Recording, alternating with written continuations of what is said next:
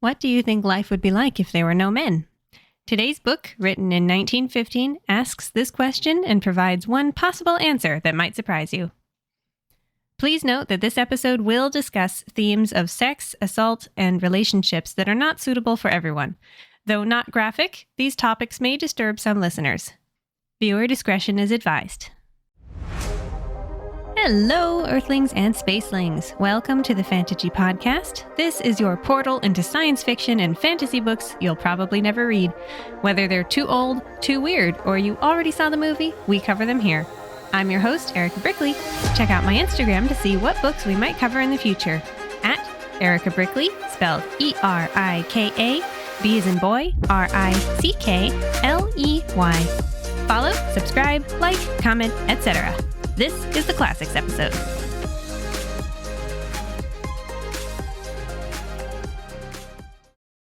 Today's book is called Herland, a lost feminist utopian novel by Charlotte Perkins Gilman, author of The Yellow Wallpaper. I picked up a copy at the Planned Parenthood book sale, held twice a year in Des Moines, Iowa. It takes over the 4-H building at the fairgrounds and fills the hall with dozens of tables loaded with used books, tapes, records, games, and artwork. It's a reader's heaven. Today's book is a paperback with an interesting texture to the cover. That, paired with an unusual image, made me decide to take it home. Before we begin, I want to quickly say that I did not write this episode to make sweeping statements about men and women. I believe that true feminists recognize that all people, men, women, white, black, and on down the spectrum of life that society so often tries to fit into a binary, deserve to live a life without oppression. This is not reality for most, if any, of us. We all live within the larger sphere of interpersonal and intercultural influence that is the human experience. There will always be someone, somewhere in the world, who is unhappy with how you choose to wear clothes, work for your daily bread, worship in the privacy of your own home. To be a feminist is to recognize that women have minds, aspirations, and desires equal to those of men. And by extension, this is true of every single person, including those same men who have been pounded into shape by society. Women can go to prison and fight in wars. Men can wear soft fabrics and enjoy parenting.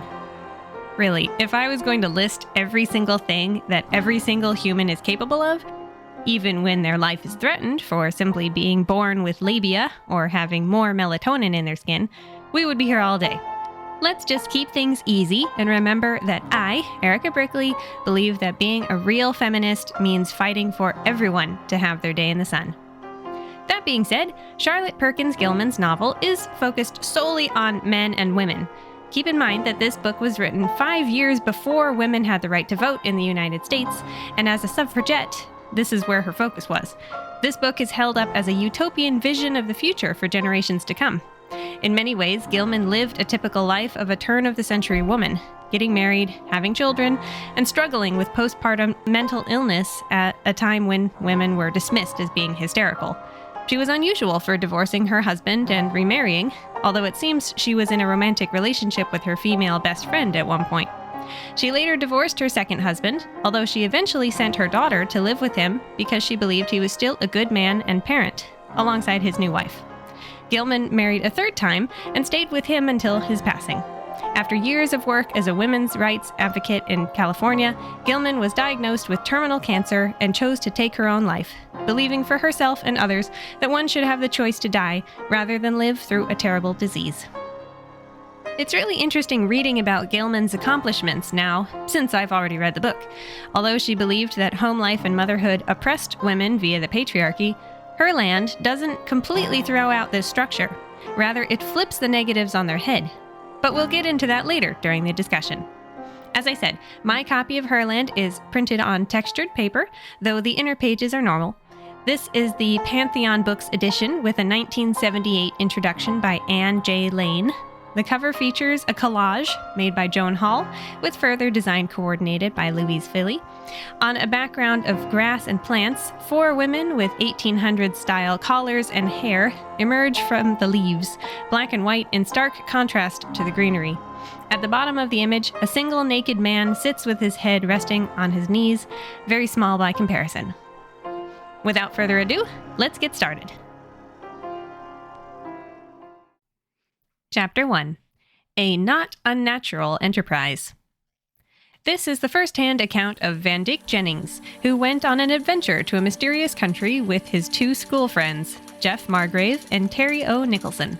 They are three very different men with one common interest: science. Terry is the driving force, an explorer at heart, born rich and eager to see the whole world. Quote, "We never would have done the thing at all without Terry," unquote. His primary interests are mechanics and electricity. Jeff is described as a poet and a botanist, though a doctor by profession. His hobby is what he calls the mysteries of science. And Van, our narrator, is a sociologist. The three of them have the opportunity to go on a scientific expedition, Jeff as the doctor, Terry as a mechanic and funder, and Van as a tag-along. Van begins listening to the other crew members in various languages discussing folktales and legends, including stories of a woman land, where only women and girl children live. They are very near where it sits up the river from the expedition, but maybe only one man has ever gone and come back with stories. At first, the boys just laugh at the idea, but they hear stories that make them think some valuable things like cinnabar and indigo might be in the same direction. They take a break from the expedition to have a look, hiking down 3 hours with Terry at the lead. Suddenly, they come to a place where they can see a sudden mountain range pop up. At the base, they see fabric dye in a pool from a waterfall, along with a rag made of cloth too advanced and well-made for it to come from the surrounding tribes. The colors must come from the woman country beyond the mountains. They speak to a local guide, more serious now. Terry is intrigued that this place is considered dangerous for men. He proposes a new expedition. They keep this to themselves, go home with the professors they've traveled with, then come back another day on their own to see this Amazonian land. With Terry's money, that's exactly what they do. A year later, and the yacht is loaded with a small biplane, and they're off. On the way, they discuss what they'll find. Will the women eat them? Are there a bunch of men with poisoned arrows lying in wait? While Jeff imagines a paradise, quote, blossoming with roses and babies and canaries, unquote, Van can see that Terry imagines Feminesia to be the land of wild girls waiting for a man to become their king. Van, meanwhile, believes they will find a matriarchal society and nothing more. As for the danger levels, they disagree on that too. Terry is sure the women would always be getting into catfights, incapable of inventing or improving society. Jeff thinks it would be more like a peaceful nunnery, maybe with a cloth mill since they saw evidence of that. And Van mostly watches these discussions, observing the tensions rise until it's almost an argument before he helps them simmer down. One friend is hot-headed, the other very easygoing, and they provoke each other endlessly. Van thinks this about his friends. Jeff idolized women in the best Southern style. He was full of chivalry and sentiment and all that. And he was a good boy. He lived up to his ideals. You might say Terry did too, if you can call his views about women anything so polite as ideals. I always liked Terry. He was a man's man, very much so, generous and brave and clever. But I don't think any of us in college days was quite pleased to have him with our sisters. In short, Van knows that Terry sees pretty women as game and homely ones as invisible, and it's not a good quality of his. At the same time, Van is quietly judgmental of Jeff, too. Van thinks of himself as realistic, merely acknowledging the physical limitations of the fairer sex in a scientific way, while Jeff has on permanent rose-colored glasses that give women halos. They reach the little river they hiked before and get their biplane set up, loaded with a camera, food, guns, etc. The first trip is just to scout the edge of the steep mountain range so they can return to the boat and draw a map. They all agree that the glimpses of the country beyond looked quite civilized, broken into forests and park-like meadows. It is a beautiful, semi-tropical piece of land. The next trip, they fly over the mountains and inspect the country. There aren't any cattle in the garden-like landscapes, but they quickly find a village. People come running at the noise of the plane, and lo and behold, all the boys see are women. They can't believe that there aren't any men, and are determined to go looking for them. Terry parks the plane in the mountains, and, regardless of any danger, they set off to have a better look around. After a year of talking about this place, they can't resist. Chapter 2. Rash Advances. The three young men hike through the forest cautiously. Sure, they'll come across men at some point since they definitely saw children. However, they quickly notice that even this forest is a bit strange. It's carefully manicured, very tidy, better than an orchard. All of them bear some kind of fruit. The birds are oddly tame, and sometimes there are carved tables and chairs for picnicking. Suddenly, the boys hear faint laughter. They look up into the branches of a huge tree to see people watching them. The boys climb after them, coming to a place where they are nervous to go higher, and the three figures have walked out along the swaying boughs to watch them at a distance. At first glance, the figures are boys, their hair cut short and wearing tunics with knee breeches. But they are quite lovely and are actually girls laughing with delight. Although they speak their own language, Terry, Jeff, and Van manage to awkwardly introduce themselves. The girls' names are Celis, Alima, and Elidor. One group tries to get the other to come nearer or get down from the tree, but neither relents. So, Terry pulls out a necklace he's brought for this very occasion and offers it to Alima, a tall, strong girl whose eyes were, quote, splendid, wide, fearless, as free from suspicion as a child's who has never been rebuked. Her interest was more that of an intent boy playing a fascinating game than of a girl lured by an ornament, unquote. At the same time, Van doesn't like the wolfish look in Terry's eyes. However, his ploy doesn't work. She snatches the trinket and drops to a lower branch before he can react and grab her. She's followed by the other two, laughing. The boys follow them to the ground and make chase, but the girls are like antelopes and disappear into the distance. The boys come to an open field with clean roads, across which is the village they saw earlier. The girls have already made it there. Despite losing the race, Terry is ecstatic to meet such swift, spectacular girls, certain the men here must be very fast sprinters to catch ladies like that. They walk down the road, lined with flowers and fountains. The pavement is made of, quote, some sort of hard manufactured stuff, sloped slightly to shed rain, unquote. It's as good as anything back home, and Terry is sure the country's men built it. As they approach the village, Jeff comments on the beauty of the buildings. Quote, this place was built mostly of a sort of dull rose-colored stone, with here and there some clear white houses. And it lay abroad among the green groves and gardens like a broken rosary of pink coral, unquote. They are all amazed by how clean everything is.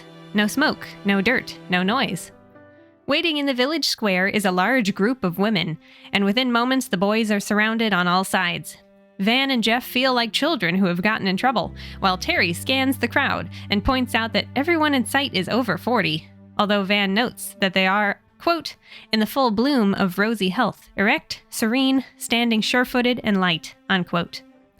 No one wants to shoot women who remind them of their aunties, so Terry steps forward with a smile to charm them. He pulls out more gifts, like the necklace from before, and one by one they are accepted and passed out of sight. The boys are thrown off guard, all three of them having only imagined young women when speaking about this country. At home, women seem to become something else, more like property, when they age, and here they are confronted with the community's older leaders. These women are not nervous, scared, uneasy, or even curious. They are a united council, observing invaders with passive calmness. 6 women step forward to flank each man, and the boys go with them to a big, gray building. At Terry's urging, all 3 stop and try to explain things to the women with gestures. Van, who is writing this account in the future, looks back on this moment and laughs at their audacity for marching into a foreign country expecting not to have any obstacles. Quote, Jeff, with his gentle, romantic, old-fashioned notions of women as clinging vines, Terry, with his clear, decided, practical theories that there were 2 kinds of women, those he wanted and those he didn't. Desirable and undesirable was his demarcation. The latter as a large class, but negligible. He had never thought about them at all, unquote. The boys are terrified to go into the building and become imprisoned and continue stalling. While the women aren't stiff or frightening like soldiers, they are observant and strict as professors, athletic as fishwives, yet light on their feet. Together, the boys try to ram their way through. Quote, we found ourselves much in the position of the suffragette trying to get to the Parliament buildings through a triple cordon of London police, unquote. The women are solid, strong, and don't break their formation. Overpowered, the boys are taken into the building, placed before a gray-haired judge, and have their mouths covered with soaked cloths until they pass out. Chapter 3. A Peculiar Imprisonment. Van wakes up in a perfectly soft bed of comfortable linens. The room is big and beautiful with high windows. All three of them are in their own beds, dressed in night robes. While Jeff is quite pleased with the women's mercy, Terry believes it is because they are women, they are too weak in spirit to kill them. In the next moment, they realize that they have been stripped and washed. Jeff blushes, and Terry grins wickedly, while Van is more realistic about the clinical nature of the act. All their possessions are gone, so they put on the attractive shoes left for them, as well as simple, comfy garments. The undergarments, tunics, and short trousers are very utilitarian, very similar to what the women wore. Now the question is, are they here as guests, deliverers, or curiosities to study? They knock on the door, and it is opened to reveal a large table, benches, and couches, and other seating arrangements. A total of 18 middle-aged women are there waiting for them. The boys do their best to bow respectfully, which is returned with a sort of salute. Breakfast is fruits, nuts, and little cakes with water and something like hot cocoa. At the same time, they are given books to help them learn the language and share their own. The women have no experience in learning other languages, but they are excellent, attentive teachers. The boys focus on the task earnestly, even though it becomes clear that 3 of the women are teachers and the rest are guard units, 5 per man. The teachers are Somel, Zava, and Moadine. Looking out the windows, Terry, Jeff, and Van discover they are no longer in the little pink village, having been moved to some sort of castle with a steep cliff to the river far below. They're still having a hard time believing there are no men here, perhaps subdued somewhere in the same way they are now. But it's not only that they haven't seen any men, the women don't react to them in the way women usually do, as if the fact they are men is a minor factor. Terry refuses to believe that this is for any reason besides the fact that the women in the other room are sexless old maids. Jeff and Van embrace their surroundings, learning all they can. While Terry dislikes the women's short hair, Van comes to prefer it after a while. Days are filled with study and meandering in the gardens, where Van can examine the architecture. However, after a while, he and Jeff become as gloomy about their imprisonment as Terry. The only thing they can do is become proficient speakers so they can make an argument for themselves. The language is smooth and easy with a pretty writing style, not unlike Esperanto, while also seeming quite old. The gardens are beautiful. They are taken to the gymnasium for exercise. Quote, "There are no spectacular acrobatics, such as only the young can perform, but for all-around development they had a most excellent system. A good deal of music went with it, with posture dancing and, sometimes, gravely beautiful professional performances." Unquote. Terry is strong, Jeff is fast, and Van has stamina, but none of them can compete with the women. Van gets along well with his teacher Somel. Jeff likes to call his Miss Zava, even though the women don't use honorifics, and Terry merely tolerates Moadine. They read maps of the country and find out the women know absolutely nothing of the world beyond the mountains. They study long, pleasant hours. But Terry can't relax. He wants to get out, to fight, or to find some real girls. As expedition leader, he finally convinces Jeff and Van to break out so they can find their plane and go home, if nothing else. Using ropes made of bedclothes, the boys sneak out the window. "Goodbye, Grandma," Terry whispers as they leave. Chapter 4. Our Venture. The men get away from the fortress and fill their many, many pockets with nuts. They travel by night through the band of forests that hug the mountains, circling the country. All they can do is keep going and hope their plane is still where they left it. And fortune is on their side. They climb up and find it wrapped in tarps. As they work to free the flying machine, they stop when they hear girls giggling. They look to see Celis, Alima, and Elidor, those same girls they saw on their first day in Herland. Using their limited language skills, the boys explain what they are up to, and Terry pretends they are very hungry, at which point the girls toss them a package of biscuits. This begins a sort of game. While Elidor watches the boys, Celis arranges a target while Alima gathers stones for everyone to throw. The boys are worse at the game than the girls, who can knock a nut off a pile of sticks without disturbing the sticks. Finally, the girls offer up a little knife so the boys can cut the tarps off the plane, and following Terry's lead, the boys try to subdue the girls. For a moment they are afraid, but Celis, Alima, and Elidor soon find their footing and flit away like deer. Terry, Jeff, and Van go back to the plane, sorry to be alone again. Finally, the older women arrive and take the boys away. There is no punishment, only a return to captivity, as if this were merely a bit of a game. For the first time, the boys get to ride in an electric motor vehicle, which gives them a better view of the countryside than they've seen so far. Every town is like a beautiful park, and the women come outside to see them, always kind and attentive. By evening, the boys are back in their room like nothing happened. While Van finds the whole thing quite funny, a daring escape that was really just a game, Terry is livid, even as the women carefully explain that the boys are guests who are watched closely due to their initial violent outburst. Terry is also upset that the books they are given aren't more interesting. Though Van points out there aren't men in any of them to create stirring romance or wild adventure. Now that the boys' language skills are improving, they learn there have been no men in this country for 2,000 years. Terry presses the teachers for more details, though it is challenging. The women know terms like mother and birth, but there are no fathers, and they don't know what virgin means. When it is explained through farm animal relations, the teachers then ask what the male virgin is called, but Terry is stumped. The teachers admit they have been hoping visitors would come to teach this land of women and girls about the rest of the world. Although they are wise, patient, and intuitive, there are many things they don't know. They are especially curious what women are like in society that also has men. Van has a strange twinge in his stomach at the idea of describing the lives of women back home. The teachers are excited to give the boys history books and learn about theirs in turn. About a wide world of not just mothers, but mothers and fathers. So much could be achieved. Humans are different from animals, whose males are often not very useful. It turns out there used to be more animals here in Herland, but there wasn't enough space to maintain cattle, llamas, horses, and dogs long term. Now it's mostly cats and birds. They live a vegetarian life now, with no concept of drinking cow's milk. In fact, when the boys describe the process of taking a cow's calf away and harvesting the milk, the teachers look quite shocked and excuse themselves. Chapter 5. A Unique History. Life in Herland is sweet and even, with no wild adventures as the boys dreamed of when they went searching for it in their yacht and plane.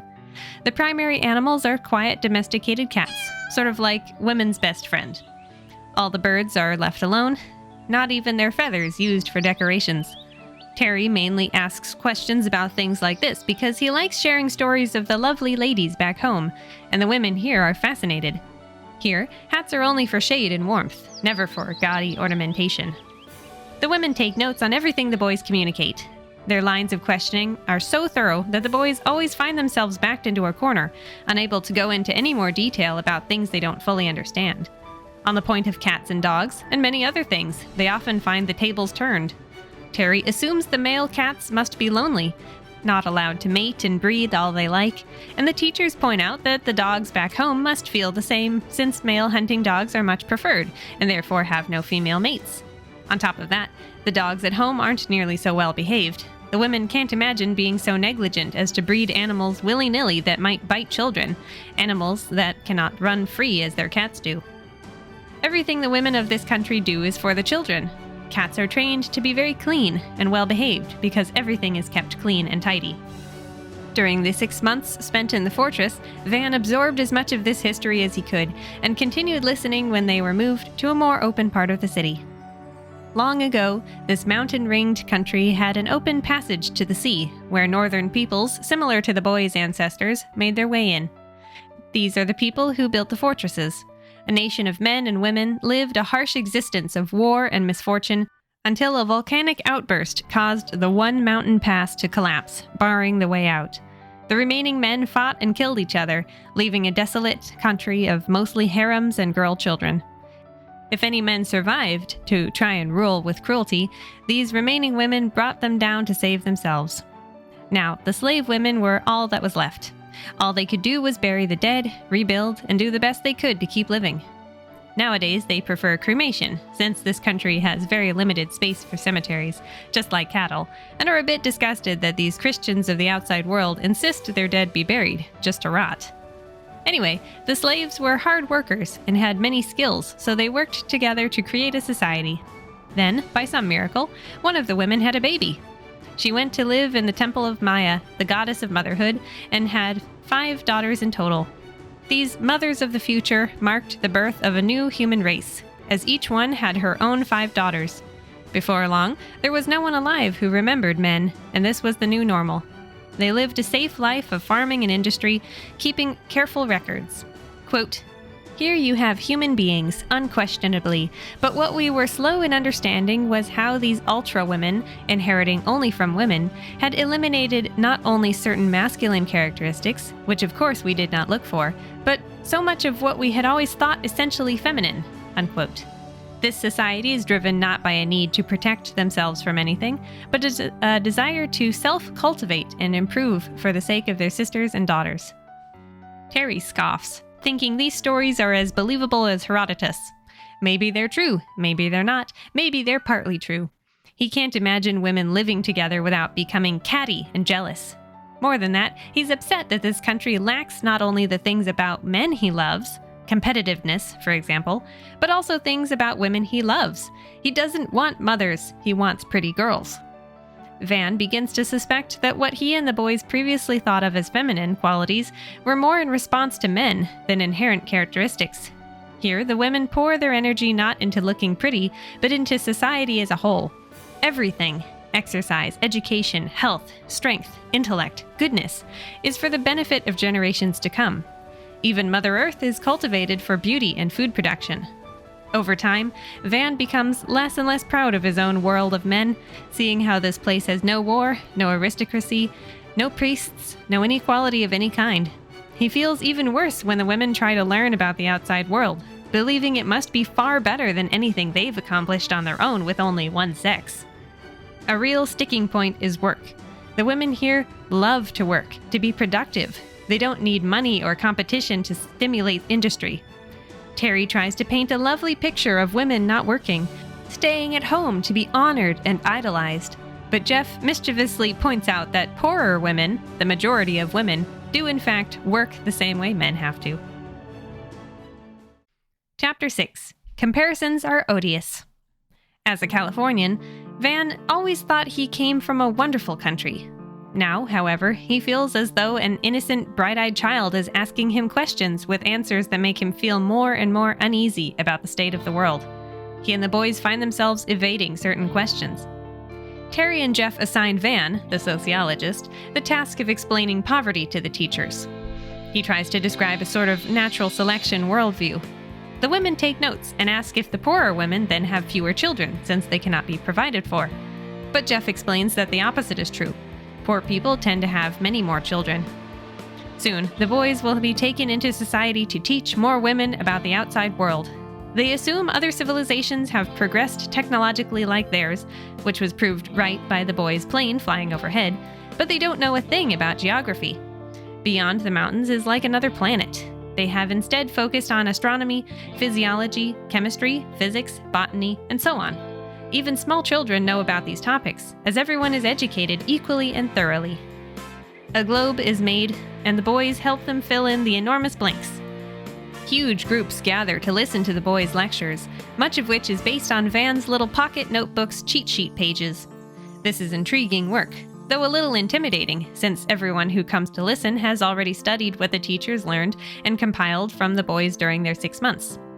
These audiences continue to be made up of middle-aged women. Terry is still upset about the state of things, though he has learned that storming around and showing bravado only amuses the women without results, and he's toned down his argument style a little. He questions his teacher Moadine, who admits the boys are here as teachers and students, and that they cannot be allowed near the young ladies for fear of harm. Terry insists he and his friends would harm no one, but Moadine points out that despite any good intentions, were they to do so, they would have a country of mothers to answer to. The boys would then be the real ones in danger. In this country, to say a person is a mother carries so much weight that the boys can't really comprehend it. Even women who have not given birth still think of themselves as mothers. The children occupy their thoughts, drive their motivations. Jeff understood a little better, already thinking of mothers as incredible heroes, but Van and especially Terry struggle with the concept. This motherhood is more persistent in this society than any godly religion. This motherly feeling is poured into spinning, weaving, gardening, carpentry, masonry, and beyond. Van learned that when the country began to fill up, to the point where they couldn't afford to give livestock space, these great cooperators did not fight, but sat down as a council to discuss the matter. They determined how many people they could sustain happily and made sure no more children than that were born. They are conscious makers of people, not forced into childbirth, but in control of a happy population.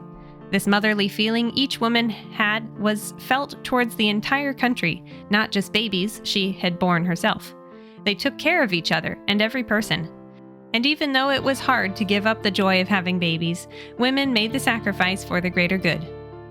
Van speaks with his teacher Somel for more insight, for now they are good friends. She explains that most women can give birth once, and women considered unfit can't at all. Only honored people can have more than one baby. But how, Van wonders, do women stop themselves from becoming pregnant if everyone naturally can 5 times? Somel is horrified by the thought of abortion, of conceiving a child that is not wanted, and Van has to avoid the subject entirely.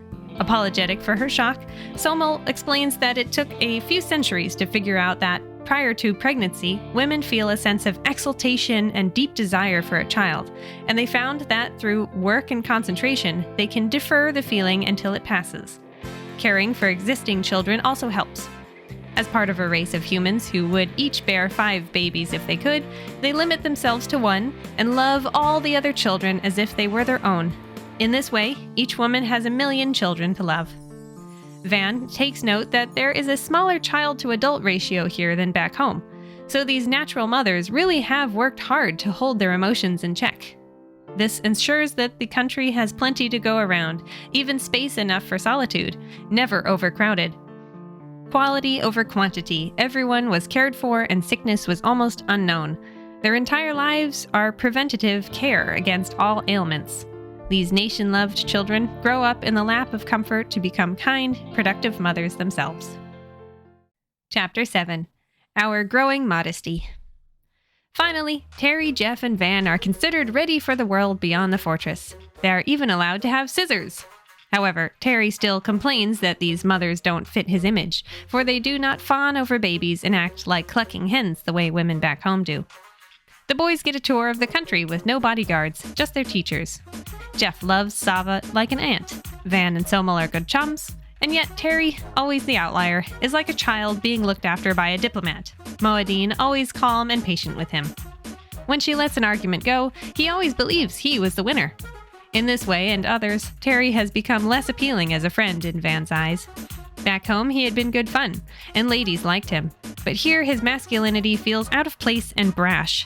He makes up silly nicknames for the teachers behind their backs, and scoffs at local customs. For example, he wants to know about surnames, but there are none here since there is but one family, with careful records going all the way back to the first mother.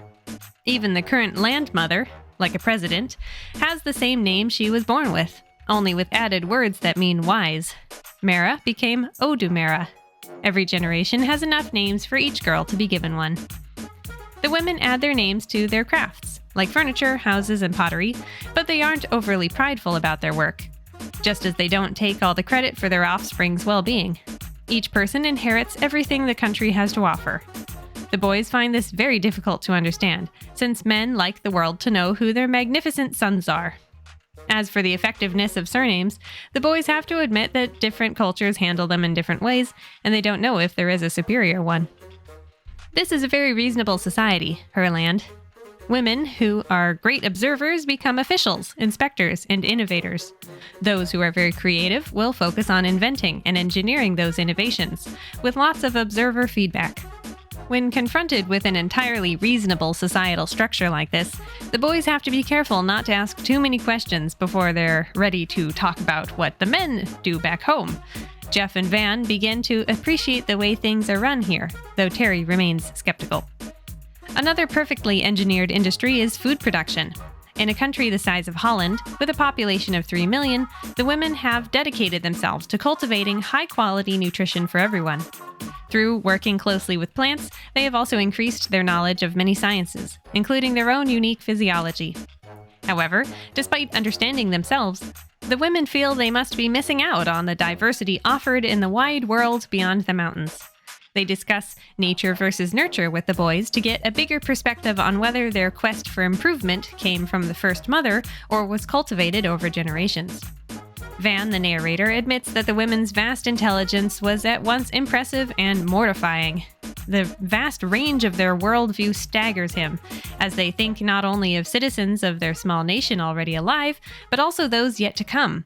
Some improvements are set in motion whose plans will take centuries to accomplish. Now every tree bears fruit, including one that was poisonous to them 900 years ago. They focus so much on trees because they are the easiest to grow and care for, not requiring any tilled fields. Different varieties are grown throughout the country, depending on the weather there.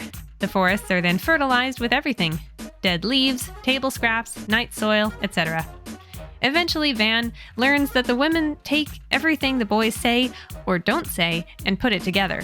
If questions aren't fully answered, a skeleton outline is put down and filled in over time. The boys find themselves trying to conceal horrible truths of the wide world more and more, but their teachers notice when they are trying to avoid topics. Terry is quite upset by their prying, always saying these grandmothers simply can't understand a man's world.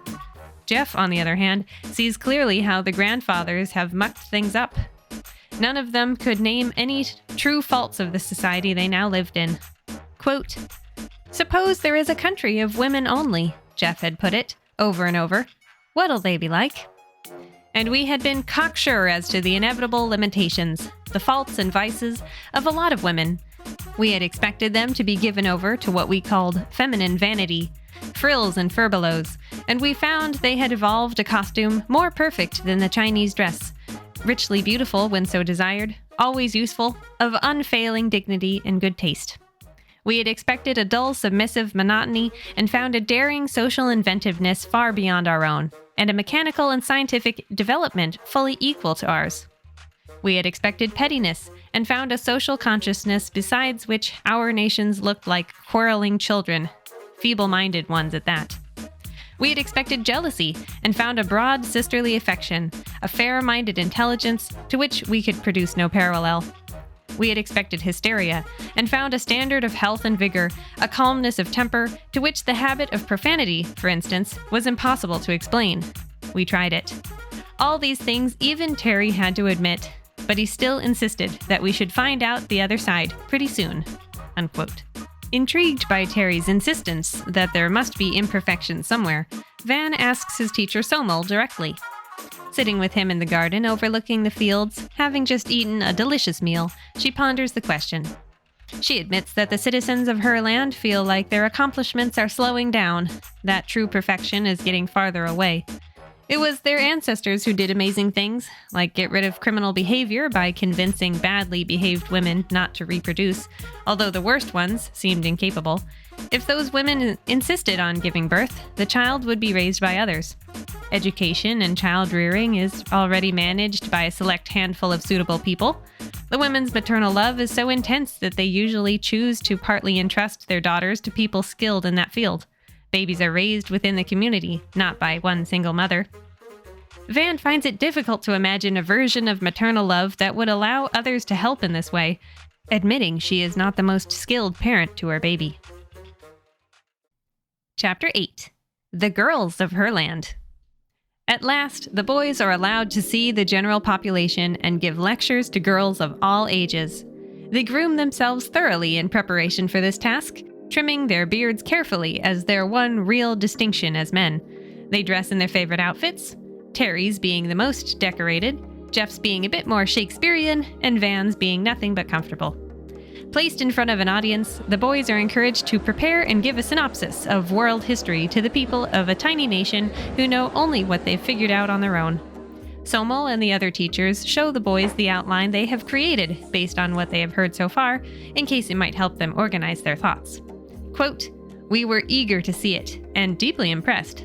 To us, at first, these women, unavoidably ignorant of what to us was the basic commonplace of knowledge, had seemed on the plane of children or of savages. What we had been forced to admit, with growing acquaintance, was that they were ignorant as Plato and Aristotle were, but with a highly developed mentality quite comparable to that of ancient Greece." Unquote. As with the teachers, the boys struggle to answer all the pointed questions they get from the bright-eyed, attentive young girls they lecture. At times, the teachers have to step in and save the boys from this endless barrage. Afterward, the boys are finally able to meet the young women on friendly terms. Terry dives in like a practiced swimmer. Jeff looks like a man among nuns, and Van does his best to be personable while watching his friends. He's curious about which women will be drawn to Jeff's worshipping gaze and which ones prefer Terry's strong personality. However, it's not long before Terry's suave approach to conversation begins to irritate the girls. Their cheeks flush at his compliments, but they stare straight back at him angrily without dropping their gaze or acting coy. Only the strongest-willed females continue speaking with him, strong against the unpleasantness of his prideful attitude. Terry gets more and more confused by the girls' reactions, especially when he sees how Jeff has quite a crowd, and Van has more than both of them. While never very popular back home in a romantic sense, Van did have female friends, and the women here liked to speak with him. Quote, Jeff had a following, if I may call it that, of the more sentimental, though that's not the word I want. The less practical, perhaps. The girls who were artists of some sort. Ethicists, teachers, that kind. Terry was reduced to a rather combative group. Keen, logical, inquiring minds, not overly sensitive, the very kind he liked least. While, as for me, I became quite cocky over my general appeal. Unquote. Back at home, Terry declares that these are not girls. They are nothing but boys. Critical, impertinent youngsters. Jeff, meanwhile, thinks about the day dreamily. In order to spend time with the girls of this country, Terry was forced to edit his approach, and this really came into play when the boys were reunited with those 3 girls they met on their first night: Celis, Alima, and Elidor. Jeff woos Celis with long displays of affection for her, quote, exalted sentiment and measureless perfection, unquote. Van becomes good friends with all 3 girls before finding a special spark with Elidor. And Terry has a long, hard road ahead of him with Alima that involves many quarrels, mended behavior, breakups, makeups, and heartache that only a powerful woman like Alima could endure. Before getting into these courtships, Van spends some time discussing how the women of this country saw the boys. This is what he gathered from speaking with his teacher, Somel. From another country, probably men, evidently highly civilized, doubtless possessed of much valuable knowledge, may be dangerous. Catch them if possible, tame them, and train them if necessary. This may be a chance to re-establish a bisexual state for our people. After 2,000 years, these women were the masters of their domain, like whales in the ocean with no predators, nothing to be afraid of, especially not 3 young men. They had long since outgrown being timid. The knowledge gained by the teachers was circulated throughout all 3 million citizens. They studied the boys like interesting specimens. This is not the kind of interest the boys had in mind. While Terry, Jeff, and Van thought they'd have the pick of the lot, it was the women who really made the choice to keep them. This was not the rosebud garden of girls Terry thought it would be. There isn't even a concept of sex love because these women exist as a community and reproduce without a need for this physical connection. Even Van's pride is hurt a little when he understands why the women like him so much.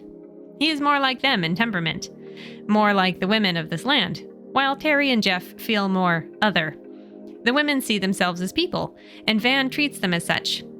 He doesn't try to protect or serve them the way Jeff does. He doesn't try to bribe them with jewels like Terry had, items that were not worn or admired but placed in museums for study.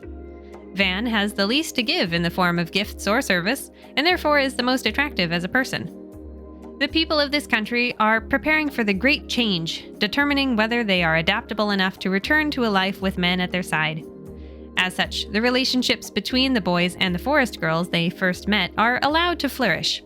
However, while Celis is bewildered by Jeff's admiration, and Alima is put off by Terry's attitude and the way he tries to woo other girls after a fight, delaying the happiness available to them as couples, Van and Elidor become great friends, discovering more about each other as one sees the ever more beautiful regions of a country newly explored. They talk, they walk, they have discussions. Van learns a lot about the philosophies of Herland and appreciates its, quote, marvelous inner growth as well as outer perfection, unquote. He stops feeling like a prisoner and a stranger, finding a sense of identity alongside this new friend.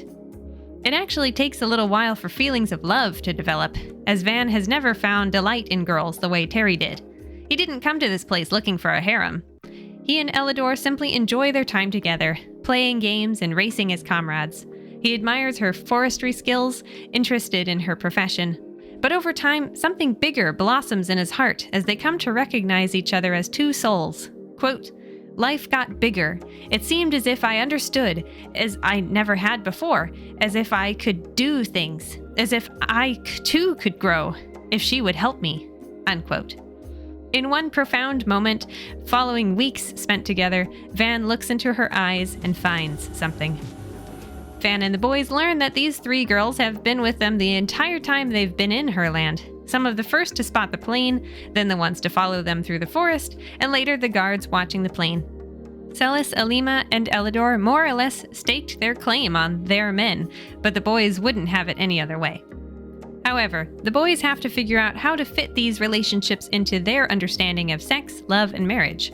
There is not man and woman when both people are welcome to the same professions, the same strengths, the same interactions. Terry, Jeff, and Van are surrounded by women-made houses and roads. What is there left for a man to do to justify being head of the household, the man in the relationship? This leads to another frustrating conversation when Jeff wants to take a basket from Celis so that she doesn't have to carry it. He tries to explain that women should not be burdened, that men should handle heavy lifting while women take care of the children. At first, Celis is dazzled by the concept, as it suggests that half the population is fully dedicated to raising the next generation. Alima wants to know if this is true in every country or just theirs, and Terry says she shouldn't think so hard and just allow herself to be waited on. She points out that men like Terry don't like to be waited on. When she asks more about that, Jeff and Terry pass the conversation back to Van, the philosopher. The relationship between Terry and Alima continues to be volatile. While Jeff is receptive to some of what Van has discussed with Elidor on the subject of men and women finding balance in a relationship, Terry is not. He is madly in love with Alima, loyal with a fiery passion. More than once, he tries to sweep her off her feet, only to be rebuffed so bluntly it takes weeks for him to mend things enough to try again. Only her determination to experiment and her affection for Terry in good moments keeps her from cutting things off. Van suspects her love for Terry is not as deep as what Celis and Elidor feel for their men. When it comes time to get married, Jeff wants to bring the women home for a religious ceremony. But there's no way that's happening. Terry points out they need to meet the women on their terms, a sentiment that shows off his growth, yet he still talks about how these women have never been mastered. You'd better try not to do any mastering if you value your chances, Van warns. There is no reference in Herland for courtship. There is no union similar to marriage, even 2,000 years ago when the women were part of harems. There is no culture of patriotism because the mountains separate the country from anyone they would compare themselves to. Quote, "They loved their country because it was their nursery, playground, and workshop, theirs and their children's." Unquote. Even education is thought of differently, referring more to their career training than the vast knowledge bestowed upon each and every child.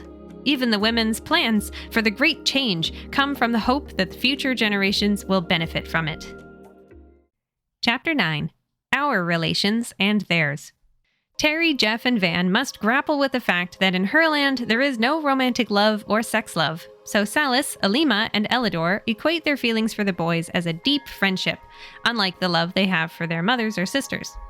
The boys distract themselves by enjoying the girls' company, joining them on forest walks.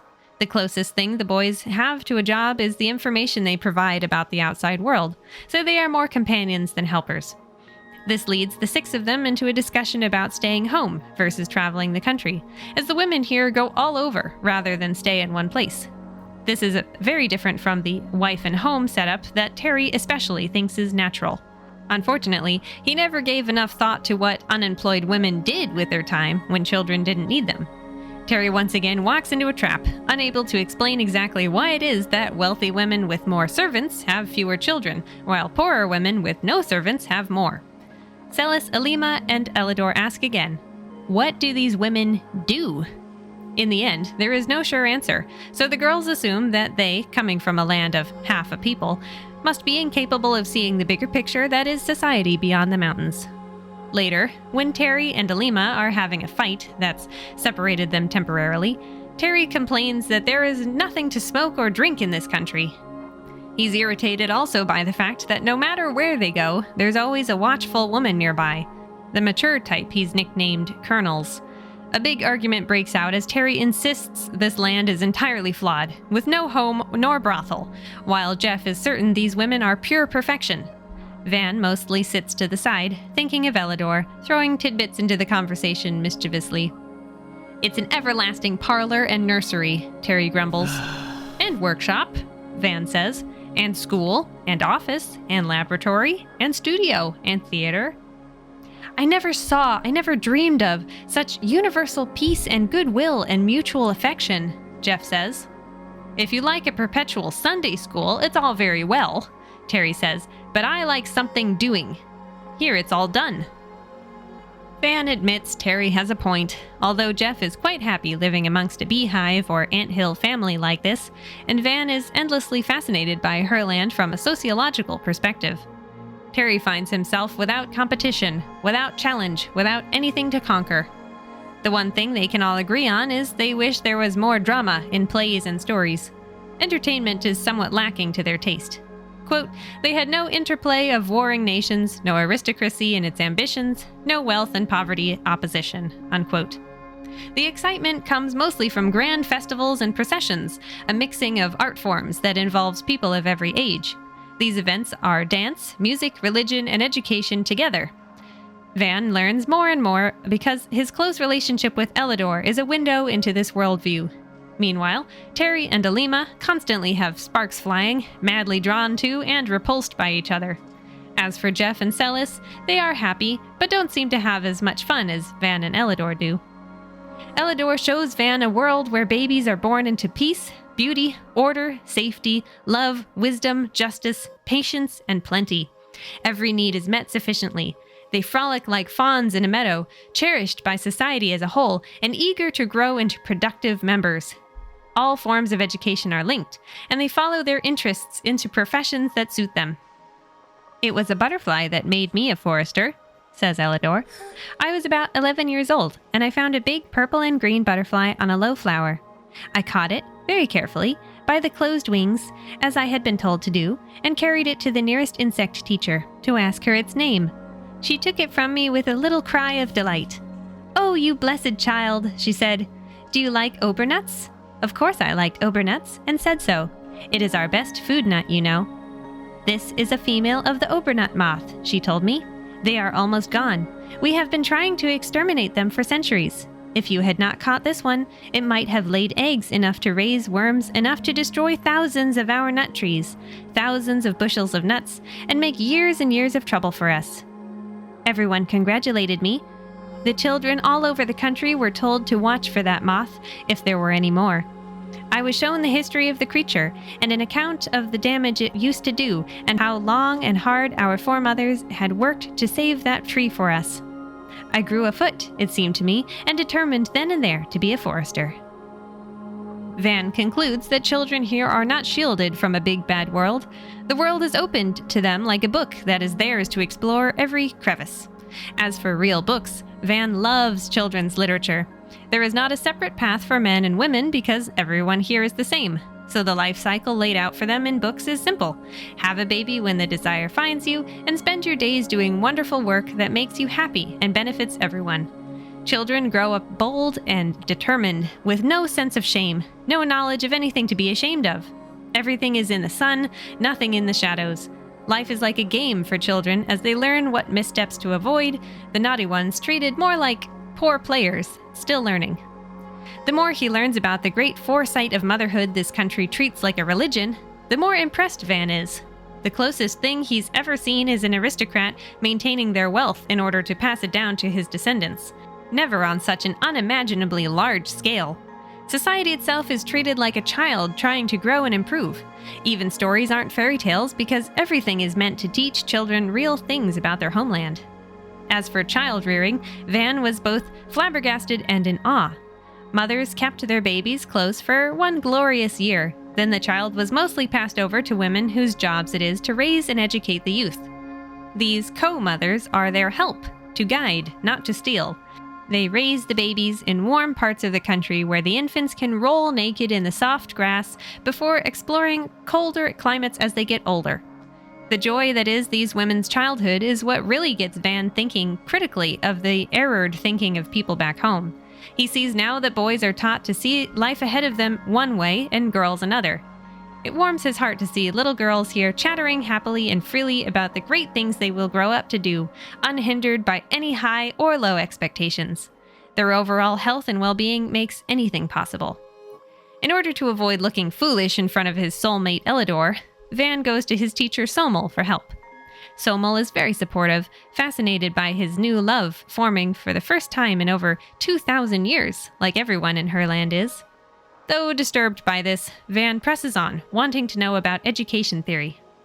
Somel says, "Here is a young human being. The mind is as natural a thing as the body, a thing that grows, a thing to be used and enjoyed.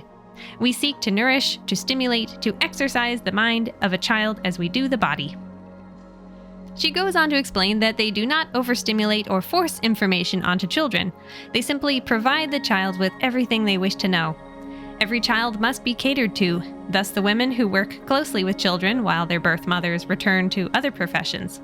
It's a difficult, rewarding task. A child's interest in their favorite area is cultivated, while at the same time ensuring other sciences are studied to prevent boredom and atrophy. Children and their abilities are fostered for the greater quality of the country as a whole, as psychology is treated as a part of history, not as individual well-being. Methods are always being updated for the long-term benefits of all. The goal is to feed the mind without tiring it. Games are a favorite educational tool and have been developed over the course of 1,600 years. Van is quite glum thinking back to all the children he had seen in his life, constantly whining about boredom, and knows with great certainty the women here handle the mental thirst of their youth much more appropriately. Here, everything in life is curated to hold their interest, made just for them. Homes where children live are designed for safety and comfort, and education begins at birth without anyone knowing they're being taught, because this is simply the glorious, entertaining life these women lead. Chapter 10. Their Religions and Our Marriages. Van admits he only really understood the spiritual aspect of life in Herland after falling in love with Elidor. Before that, his manhood, his foreign mindset, and his somewhat Christian feeling held him back. The pair discuss the matter, Elidor making a chart based on everything Van tells her about religions of the world and putting pins in their similarities. She's the most impressed with the idea of a common brotherhood beneath an all-seeing father figure, especially when it involves a holy son. Unfortunately, Elidor is horrified by many customs and beliefs Van tells her about, though she tries to be intellectual about it. The thought that a child would go to hell for not having been baptized is unbearably awful. She ends up fleeing to a local temple to speak with the wise women there until she feels better. It becomes clear to Van that this land is peaceful because there are no horrible ideas. They were all thrown aside as the women learned to live and survive and flourish in this tiny country of theirs. Even ideas about ancestor worship are different, seen with an endlessly reasonable sense of logic. Those who are dead and gone knew less, and we know more now. The first mother was revered for what she represents, not for any scripture written. Everyone's eyes are on the future, never on the past. Elidor tries to soothe Van as he realizes his misconceptions about the nature of women as being conservative creatures. She says that this country started out of necessity, creating a new way because there was no other way. When that succeeded too well and they almost died of starvation, they put all their efforts into allowing only one baby per person and creating a comfortable world for those children. As for religion, it is almost Buddhist in its manifestation. The mother spirit is part of them, their driving force. They do not worship a being, they simply live their lives for the sake of this higher calling. And each individual is free to do as they please, with no responsibilities to the mothers who birthed them. Their responsibility is to live their lives well and happily, exactly as their mothers desired they should. There is no such thing as eternal punishment after death, and no one is shunned for anything during life. If there is something like a god, it is not angry at them, just as mothers here are not angry about anything. Elidor wants to know about Van's god, and is rather amused as she pieces together how he looks like a man with a beard, the way the boys look. However, Van stumbles when she asks innocent questions about beards and clothes and what man wears because God wears it, and what man thinks God looks like because that's what man looks like. In the end, Van tells her that life here seems more correct than life as he knew it. Elidor puzzles over this, confused as to why patriarchal traditions from thousands of years ago are still followed today. Why has religion stagnated when there is progress elsewhere? Who wrote the rules that everyone has to follow for millennia to come? As for the temples, Elidor explains that if there is a great power, it is a motherly one that wishes for humanity's well-being. Love is the primary ethic, followed by things like patience, gentleness, and courtesy. This spirituality is funneled into every aspect of life: cleanliness, healthcare, childcare, progress. The wise women at the temples are members of the community who enjoy spending time there and, quote, being there with all their love and wisdom and trained thought to soothe out rough places for anyone who needed it. Sometimes it was a real grief, very rarely a quarrel, most often a perplexity. Even in Herland, the human soul had its hours of darkness, unquote. Van is in awe over the beautiful simplicity of it all. This is the true meaning of loving one's neighbor. Now he knows how these women think about life and how they don't think about hell, but he wants to know what they think about eternity. However, it takes Elidor a while to grasp what he means. She understands that time goes on forever, but it's never occurred to her that a human being might want to go on living in any form for all time. The country is too small to hold immortals, and what would someone need a beautiful afterlife for when life is already wonderful? More and more, the boys can't bring themselves to reveal the full horrors of the outside world to the happy creatures of Herland. Even Terry, who criticizes this society, never likes to tell them bad things about the world beyond the mountains. They use the topic of marriage to steer the conversation away from all that. Jeff is the most determined to have a proper marriage. Of course, they haven't any marriage ceremony or service, he says, but we can make it a sort of Quaker wedding and have it in the temple. It is the least we can do for them. Van hears and thinks wryly, "It is. There was so little, after all, that we could do for them." The girls go along with it sweetly, though they don't really understand the purpose of taking a last name. They don't even know what a wife is and how the word applies to them. Terry explains that a wife belongs to a man, and Jeff adds that a husband belongs to a woman, till death do they part. This then leads into an uncomfortable conversation about how women first carry their father's name, then their husband's. While the boys feel that they have nothing to offer besides their names, the girls insist that their love is not conditional. They love the boys for who they are. There is a huge turnout to the triple wedding at the country's biggest temple. The teachers Somel, Zava, and Moadine attend, almost like relatives at this point. There are processions, dances, and anthems. A new song is written about this new hope for the people and new tie to other lands. Now there is more than sisterhood and brotherhood, there is also fatherhood. This is the dawn of a new era. Chapter 11. Our Difficulties. A new challenge lies ahead: married life. Being good men, the boys wanted to marry Celis, Alima, and Elidor so that relations between them would be legal and sacred. Now they have to figure out what that actually looks like. Yes, the mechanics of the birds and the bees were discussed beforehand, but now how do they accomplish it? Terry, Jeff, and Van weren't exactly educated to be teachers in this arena. Men back home tend to do things to their own liking, and their wives get used to whatever that is. Van thinks it would have been easier to marry an alien, so long as it came from a culture with a marriage history. Terry has the hardest time. He grew up expecting his wife to be an extension of himself, to be home while he goes off to continue with his life. In fact, all three boys sort of felt like the girls would get used to the idea after the marriage happened. Their opinions mattered, but after marriage their minds would change, surely. Looking back, Van knows that this was ignorant and stupid to assume. He and his two friends are up against 2,000 years of life without love, marriage, or sex. Their shared woes bring the boys back together despite their differences. Van gives an analogy for life with these women. He feels as if he is an ant who comes from a place where ants live in pairs. He now lives with a female ant from a great colony who loves him, but has a different perspective on daily life as a whole. Had their positions been reversed, perhaps she would acclimate to his culture. But the opposite is true. He takes it a step further by comparing these girls to angels who are used to flying away to perform divine miracles across the globe, returning to their beloved man only occasionally. She is not a stray angel. He is a stray man among winged angels. Terry continues to struggle, falling into black fury now and then. Jeff, on the other hand, is basically a saint living among angels.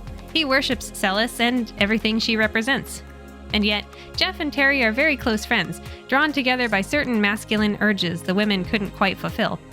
Van is less sure of his position. He's not a lustful man, nor a shining knight, and feels all too human and unsure. He too struggles with the fact that Elidor sees the path forward for him as fatherhood, not seeing him as the man he wishes she did. Celis, Alima, and Elidor go right back to being foresters. The boys have qualified as assistants, but it feels like they're simply passing the time until a proper life takes shape for them. They don't even live together with the girls, as everyone in this country has their own house with 2 rooms and a bath. The second room is the mark of adulthood, when you start to have friends over. Van discusses his loneliness with Elidor, who can only point out that they are alone together whenever they have a picnic in the woods, or whatever else. Being alone together at home is not important to her. She's completely content with her solitary home. To make matters worse, the 3 brides are not eager to consummate the marriage constantly. They see that birds in nature love each other, yet mate only once a year. Why must humans constantly add such activities to a very good, companionable relationship? They can't endlessly come together in the bedroom without any thought for the children who might come from the union. It's also hard for Elidor to understand why Van wants to develop a home together, constantly in each other's space. He might as well be appealing to a goddess who does not share the same needs as her mortal lover. Elidor and the others see themselves as individuals second, their place within the great whole that is their psychology being the most important thing. Van would have liked her to say we about them as a couple, but instead she says we about her people. Elidor considers things as if they were talking about life on Mars. The only way she can understand it is if she imagines a world where married couples live on a constant emotional high that produces art and joy and stimulation and mutual understanding. But Van can't say that that is true to real life. He feels a certain resentment growing inside him, compounded by the deep love he feels for his wife, if that's even the right word for what Elidor means to him.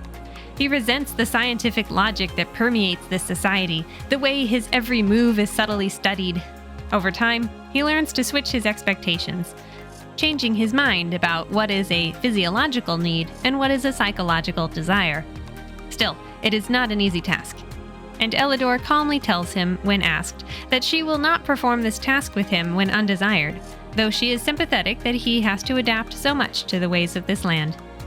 Van learns to focus on all the other wonders of life, not on the snack between meals, as he calls it. Yes, there are times he wishes desperately for his wife's embrace, but there is so much beautiful country to explore, so many arts and sciences to see in Elidor's company, that he can go without. Looking back, Van also recognizes that she did not do as he would expect women to. Elidor would not pull away and leave him wanting, but give him so much companionship and attention that he would actually choose to have a reprieve from time to time. A very good trick indeed. Just as he had tried to woo her, so Elidor had tempted Van into being bonded with her on so many levels, as friend, lover, and professional colleague, that he was endlessly devoted to her. Jeff and Celis are also getting along well, but Terry cannot accept the state of things, and talking about it makes Van feel quite ashamed. All 3 men struggled with the same problem Van did, dealing with women who are part of the collective, who have no need of a roommate or a bedmate, interested in the marriage act only for the purpose of bringing together men and women through a future child. For Terry, the strain is much worse, demanding lech that he always was, and Alima is less talented than Elidor at dissuading his advances. Before the wedding, Terry said to the boys, "There never was a woman yet that did not enjoy being mastered." Van feels sorry for the hard-headed man who honestly believed that that was what women liked, what his wife Alima really wanted, deep down. Within a week of marriage, Alima begins to avoid spending time with Terry. But unfortunately, the more she kept away, the more he wanted her. He's angry about their separate residences, that she won't let him live with her. The way he goes on about Alima walking away from one of their rows would make one think she was an animal he was hunting. They begin to have really big, serious fights, and what common ground they had seems fully lost. Not wanting to be harassed, Alima has teacher Moadine come to stay next door, and works with an assistant during the day. They are not afraid of Terry or the men, having not known fear for many centuries, but Alima does not like having to deal with him all the time. Quote, Othello could not have extinguished Alima with a pillow, as if she were a mouse, unquote. Van looks back and thinks Terry thought he had the right to do as he pleased, that it was actually in Alima's best interest that she be conquered. So, he hides in her room one night and waits for her to come home. His plan doesn't work. Alima shouts for Moadine, and more women come running. Terry fights them all viciously, but is unable to overpower such athletic women. Quote, Terry dashed about like a madman. He would cheerfully have killed them. He told me that himself, but he couldn't. When he swung a chair over his head, one sprang in the air and caught it. Two threw themselves bodily upon him and forced him to the floor. It was only the work of a few moments to have him tied hand and foot, and then, in sheer pity for his futile rage, to anesthetize him. Quote, Alima was in a cold fury. She wanted him killed, actually. There was a trial before the local overmother, and this woman, who did not enjoy being mastered, stated her case. In a court in our country, he would have been held quite within his rights, of course, but this was not our country. It was theirs. They seemed to measure the enormity of the offense by its effect upon a possible fatherhood, and he scorned even to reply to this way of putting it. He did not let himself go once, and explained in definite terms that they were incapable of understanding a man's needs, a man's desires, a man's point of view. He called them neuters, epicines, bloodless, sexless creatures. He said they could of course kill him, as so many insects could, but that he despised them nonetheless. And all those stern, grave mothers did not seem to mind his despising them, not in the least. It was a long trial, and many interesting points were brought out as to their views on our habits, and after a while Terry had his sentence. He waited, grim and defiant. The sentence was, "You must go home." Unquote. Chapter 12. Expelled. Terry, Jeff, and Van always meant to leave Herland, and never meant to stay so long as they did, but to be sent away is not how they would have imagined their departure. They later found out that no man ever came to their rescue because the directions they left behind were burned in a fire, so they could have remained missing in Herland forever had they wished.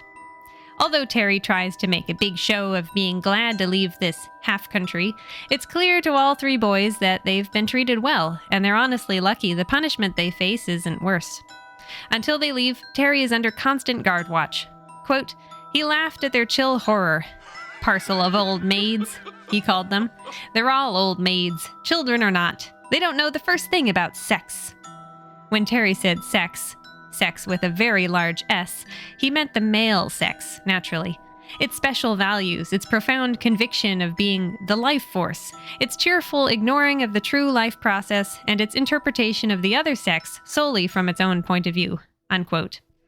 Terry's teacher Moadine is his primary watcher, like a gravely patient parent with a degenerate child. Jeff and Van are allowed to visit as much as they want, while preparations are made for the journey. There will be 3 on the trip. Terry, because he must, Van, because 2 are safer in the plane, and Elidor, because she insists. Jeff has no desire to leave, and is sure Celis would keel over from shock and horror as soon as she set foot in their home country. He warns Van that he should tell Elidor more of what to expect before they make it back. And though Van tries, he really can't bring himself to break her heart about a good many truths when her eyes sparkle as she imagines a lively land of both men and women working in harmony towards a more radiant future than her land could ever achieve. She is more excited to see the beautiful relationship between sexes that is marriage, and the incredible lives led by women who are mothers and nothing else. She's sure the boys must be homesick, that they love her land the same way they love tropical islands they've talked about. A place of vacation and relaxation, nothing more. Van reflects on how things went when Elidor witnessed his home, how she saw inequalities that had never even occurred to him. More and more, Van realizes he and the boys inadvertently assumed that all the things they missed about their home must also be missed subconsciously by the women of Herland, but they were, in fact, quite fine without them. They lived blissful lives free of heavy expectations to be a man or act like a woman. No wars, no burdened farm animals, no dark mines, no cathedrals, no preaching or teaching or lecturing. These women have largely forgotten about anything associated with being men. They only know that there are male-bodied people somewhere out there. They do not really understand the separation between the sexes, the differences assigned to each. After more than a year in this all-female country, Terry and Van are going home. Terry's actions are viewed as a great calamity, the first to be known in many generations. Even Elidor, who has a deep connection with Van, cannot understand the want to indulge in certain activities with no thought to whether a child would come of it when everything she and her people do is for the good of future children. To her, it is against nature to seek this act out, void of desire to be parents. When Van holds his lover close, he sees her eyes go distant as she observes from afar. Quote, Elidor, at times like this, always reminded me of Epictetus. I will put you in a prison, said his master. My body, you mean, replied Epictetus calmly. I will cut your head off, said his master. Have I said that my head could not be cut off? Unquote. Elidor understands only a little the pleasure of man and wife enjoying each other, but morally can't stand by it for reasons stated. In seeing Van's desperate search for this connection, the best she can do is to say, I begin to see, a little, how Terry was so driven to crime. Oh, come, that's a pretty hard word for it, Van says. After all, Alima was his wife, you know. Despite long talks, even trying to cover the seedy sides of Van's cultural history, they don't make much progress. Quote, she urged me to be patient, and I was patient. You see, I loved her so much that even the restrictions she so firmly established left me much happiness. We were lovers, and there was surely delight enough in that. Unquote. That is not to say that the wives did not participate in the act of marriage, as it is central to the great new hope, that is the reintroduction of men into their society. Until Terry's crime, all three couples worked on getting pregnant, but only Celis and Jeff have so far succeeded. To the people of Herland, a natural conception is to them as miraculous as virgin birth is to the rest of the world, and makes a new beginning. Celis is like Mother Mary with her adoring Jeff by her side. For a moment, Elidor is jealous, but she knows it is best, since she is leaving with Terry and Van for the outside world. She tells Van they must not try for a child anymore until their adventuring is done. Otherwise, she will stay here. Despite her curiosity, she doesn't plan to raise a child outside of her country, and Van has to make a choice. I'd rather have you, Elidor, than all the children in the world, he says. I'd rather have you with me, on your own terms, than not have you. As narrator, Van spends a long time writing about what Elidor means to him. Friend, comrade, sister, lover. She is not the glorified servant most women become to their husbands. She is not timid, inexperienced, or weak.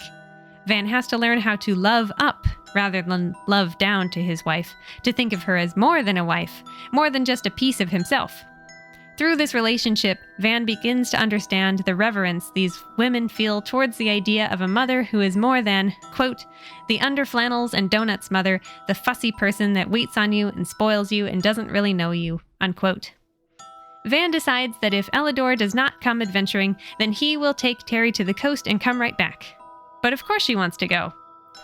As for Terry, he still thinks of these women as morbid, one-sided cripples, sexless, epicene, undeveloped neuters. Van watches him with pity, knowing that on one hand, Terry was madly in love with Alima, as he had never loved a woman before, yet the supreme conquest of her was forever denied by her and all her female kin. She did not submit, she did not kill herself or run away, she fought back. She kicked me, Terry tells Van.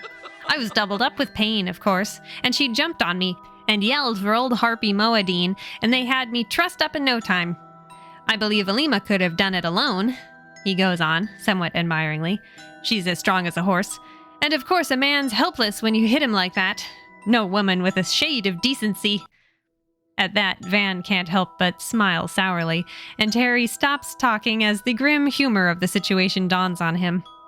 Giving what he was trying to do, quote, an assault like his rather waived considerations of decency, unquote. I'd give a year of my life to have her alone again, Terry says. But he never does. Alima goes to stay in a far corner of the country and does not say goodbye. While the boys ready the plane, Elidor has many weeks of preparations and farewells as the first woman to leave them in 2,000 years. She does interviews, speaks with teachers, and is seen off by thousands. Many would have gone in her stead. They want her to bring back knowledge about the family of nations beyond, about evolution, about natural science. The High Council discusses the terrible things Elidor will see, for the boys' attempts to hide some truths were thoroughly seen through. They know about the prevalence of bad eyesight, the many diseases not yet conquered, the existence of poverty and crime, the inequalities between the races. In many ways, Elidor gets a fuller education about Van's world from the elders and council members than she did from the boys. Celis was left alone to enjoy her marriage and pregnancy, referred to as her great work. Jeff and Van meet with their teachers, Zava and Somel, one last time, and the teachers make them promise that the location of Herland will not be revealed until Elidor returns with her report and the council decides what to do. Illness has been all but eradicated here, and they are vulnerable to the diseases and vices of the outside world if a bunch of explorers suddenly showed up. Jeff agrees immediately, and Van takes a moment to appreciate how sensible this is. The thought of sickness ravaging this beautiful place is not to be considered. Terry almost doesn't promise, but it becomes clear that if he does not agree, then he will be kept here as a prisoner, possibly under anesthesia. Quote, "He will promise, I think," said Elidor. And he did, with which agreement we at last left Herland. Unquote.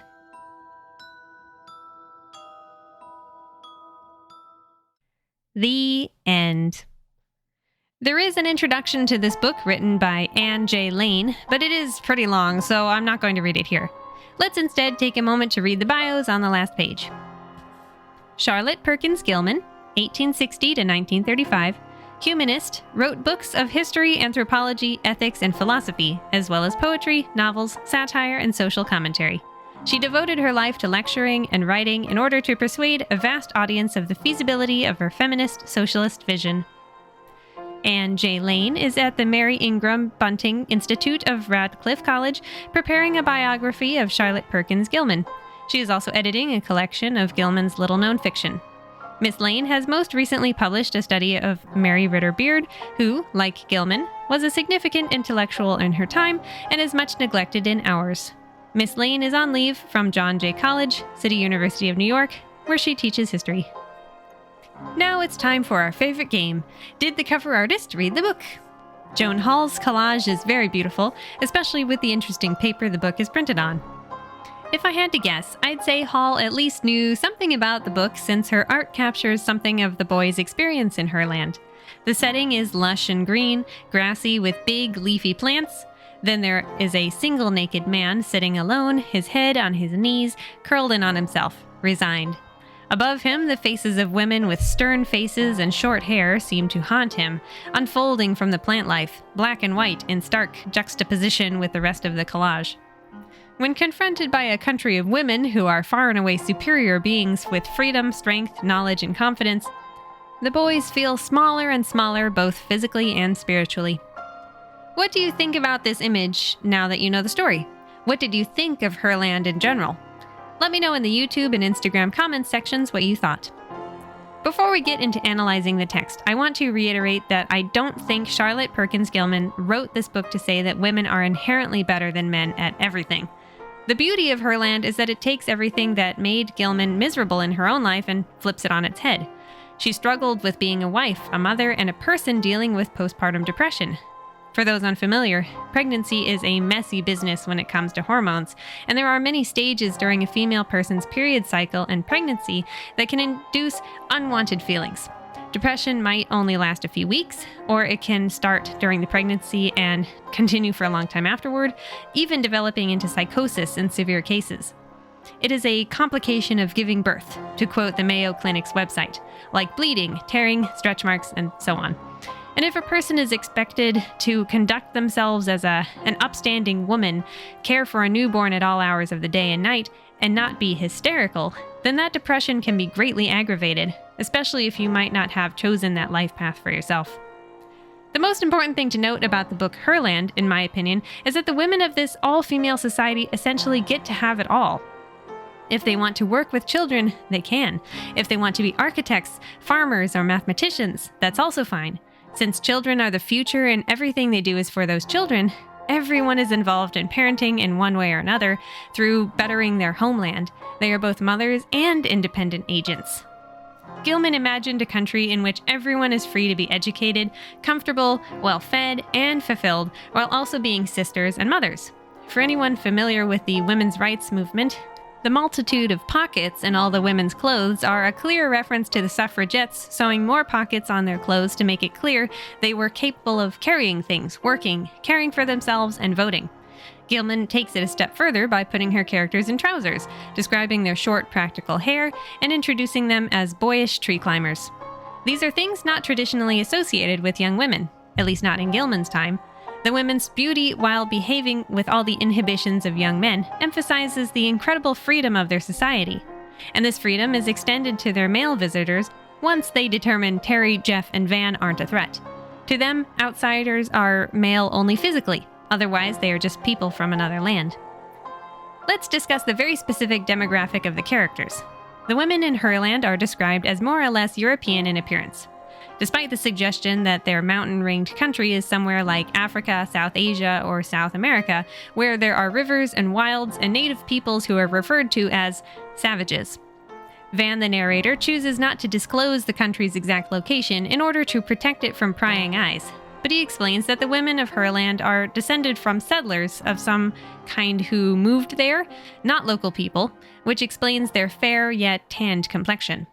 I believe this was a deliberate choice on Gilman's part, since it would make it easier for her American and European readers to focus on the task at hand, accepting a nation made up of female-bodied people who are strong, capable, and smart.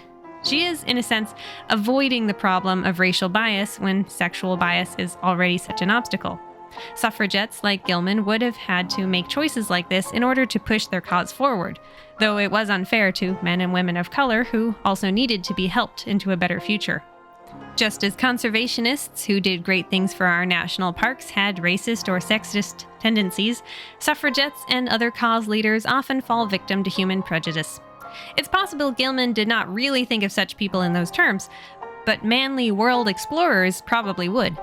Herland asks a very specific question: can women do it alone? Gilman removed all other factors while writing her narrative.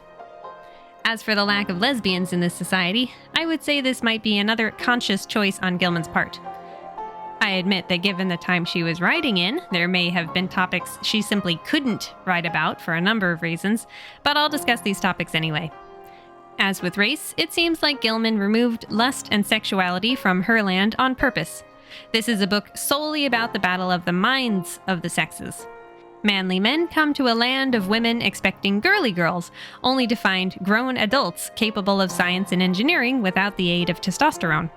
These women don't require men to protect them, to give them physical pleasure, to provide them with children, to do anything really. Over the course of the book, our narrator realizes that this country is better off the way it is, despite the women thinking that life with two sexes would be twice as productive, since in reality the opposite has proven true.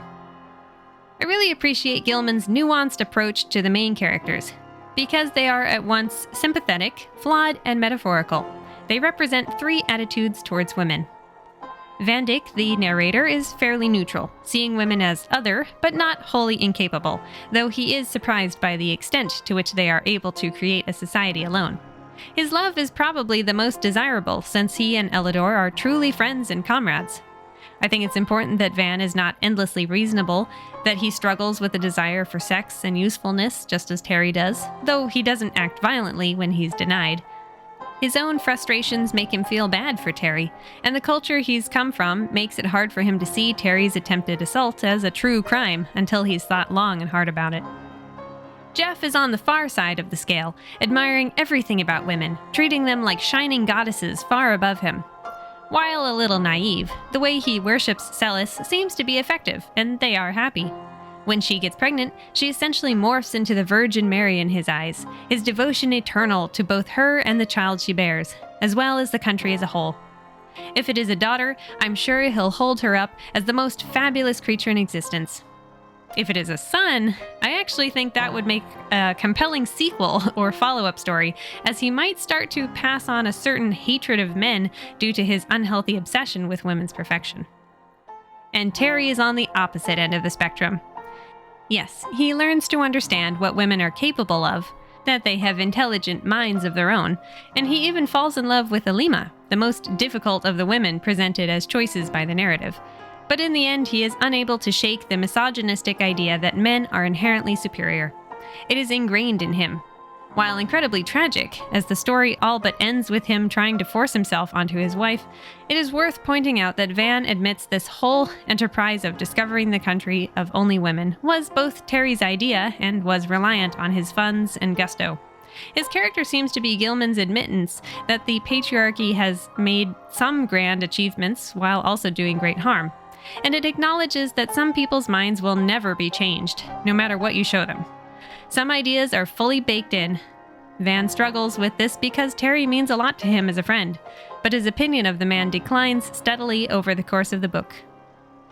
Van is a particularly realistic male main character because he, too, doesn't fully change by the end, admitting that some of the change came after leaving Herland and watching Elidor react to the world beyond the mountains. He is still a man of his time.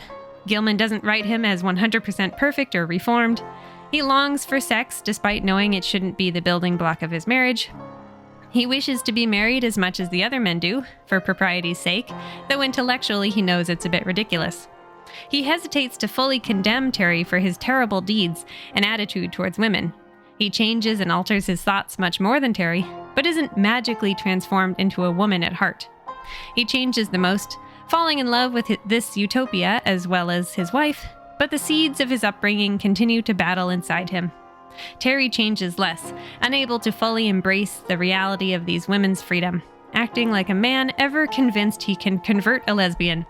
And Jeff changes the least, never really needing to edit his belief that women are incredible. For this reason, Jeff is the least compelling and the most unsettling character. Yes, Terry's deeds are the worst by far and are proof that perhaps Herland should remain a secret since some people will never fully understand. But I can't help but feel like Jeff's purpose in the story is to point out that placing women on pedestals, like sparkly, delicate objects, is not doing them any more favors than blatantly saying they are objects. Violence and chivalry are two sides of the same coin, treating women as other, be it inferior or far better. It's mentioned several times that Jeff and Terry remain close friends despite their differing opinions on women. His main saving grace is his willingness to listen to the women and stand back as his wife shines during her pregnancy as a new leader of her people. All these character traits are all reflected in the first few pages of the book. Gilman does a great job in such a short novel of clearly defining these three men as very, very different. Even their hobbies say a lot about them.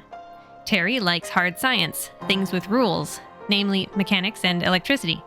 Presumably, he is a very modern man, which is ironic given his regressive attitude towards women, thinking worse than a sex-crazed animal at times.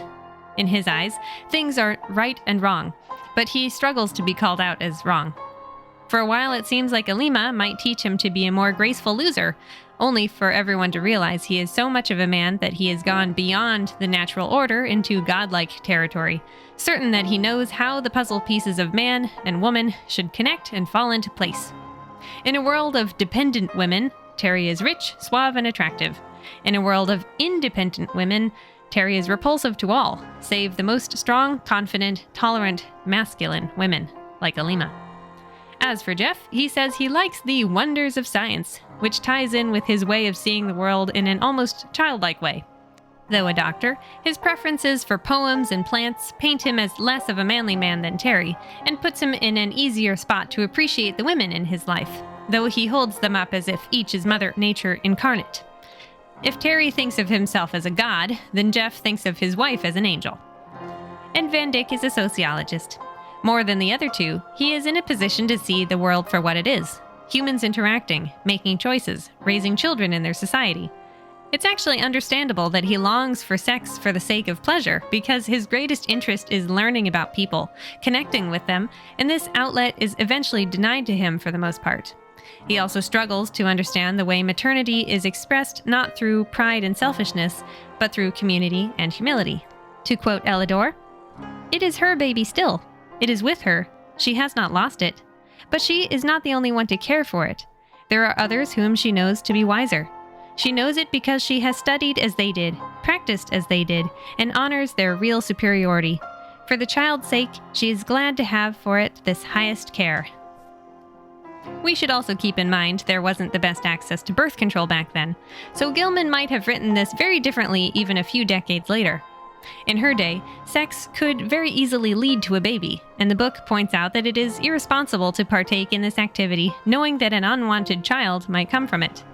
Abortion was, and still is, difficult and often illegal to obtain, so Gilman was writing from the perspective of a society that might have only one reliable option: abstinence, especially in Herland where they wouldn't have any kind of contraception. Again, she was speculating about men versus women, not about sexuality in terms of pleasure, focusing on the way men desire sex despite any and all consequences. It seems like the women of Herland don't even masturbate. They are so removed from anything regarding physical pleasure. A modern-day movie adaptation might have to think seriously about how to deal with race, pleasure, and homosexuality for the story to be taken seriously by 21st century viewers. As is, I think it makes a powerful statement about the way so many children are conceived without any forethought.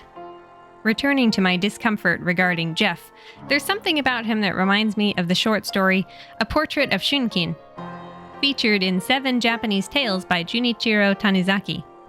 In the story, we learn about 2 characters: Shunkin, a beautiful musician from a wealthy family who lost her sight at age 8, and Sasuke, a servant in her household who eventually becomes her husband. Their entire lives are chronicled through the research of a man who visited 2 gravestones on a hillside. Parts of the story are slow, about how they met in their youth and Sasuke was assigned to be her attendant, and how he came to worship her. Shunkin's appearance is even likened to Buddha. Other parts are quite dramatic and shocking, with Sasuke blinding himself to be like his teacher and wife, becoming a great musician on his own after she passes away, singing her praises until he dies.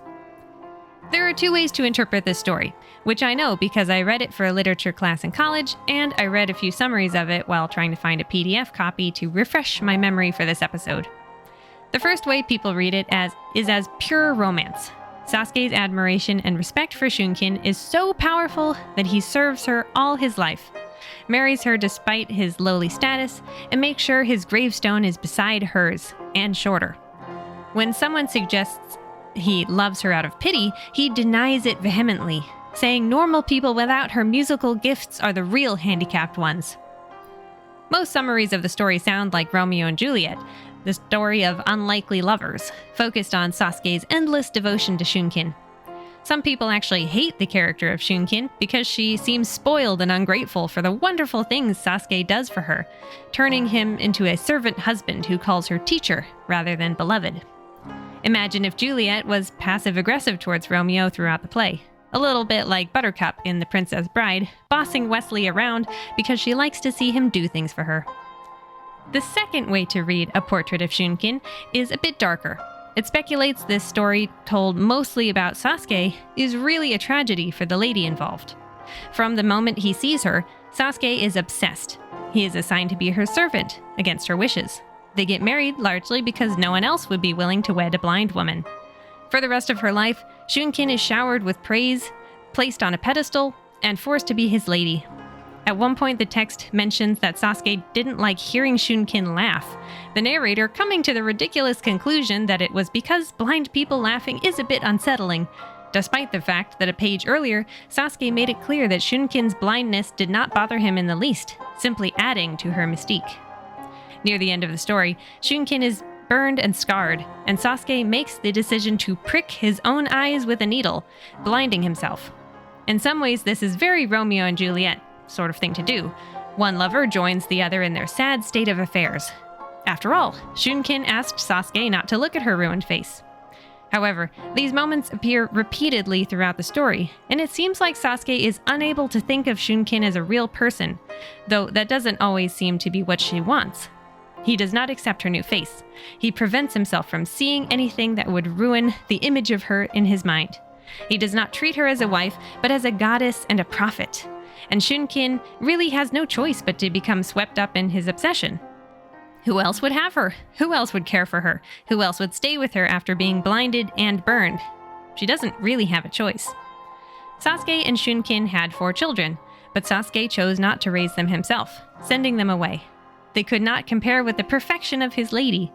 Shunkin died of a sickness in her 50s, and Sasuke died on the anniversary of her death in his 80s.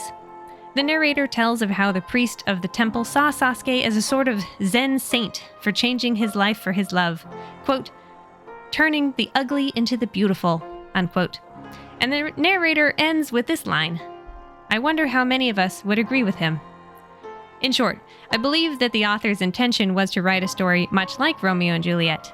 I mean that very literally, since some people speculate that Shakespeare wrote his story as a dark comedy. Shakespeare's famous love story is at once powerful, showing how the family's feud is pointless and harmful, as well as nothing but a teenage melodrama. The title characters are very, very young to be dying for each other within a week of meeting, proclaiming everlasting love immediately. This point is emphasized by the fact that Romeo starts the play off by lamenting how another girl, Rosalind, doesn't love him back, and his heart is broken. The moment he sees Juliet, he forgets about Rosalind. As soon as his feelings are reciprocated, it's everlasting love. I'm not saying you can't enjoy these star-crossed lovers, just take the story with a grain of salt. The same is true for A Portrait of Shunkin. Yes, at first it seems incredibly sweet that this servant loves his mistress so much her father lets them marry, but his actions suggest that his everlasting love is more for the idea of this perfect person than the real woman herself.